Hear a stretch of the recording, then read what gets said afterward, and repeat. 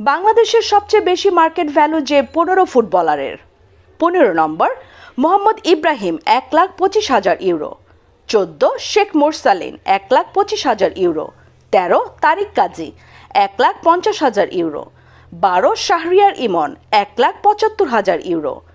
11 Faisal Ahmed Fahim 1,75,000 euro. 10 Kazim Shah 1,75,000 euro. 9 Sujon Hossain 1,75,000 euro.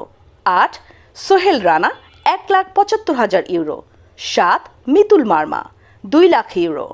6 Rahmat Mia 2 lakh euro. 5 Samit Som 2 lakh euro. 4 Mohammad Hridoy 2,25,000 euro. 3 Rakib Hossain 2,50,000 euro.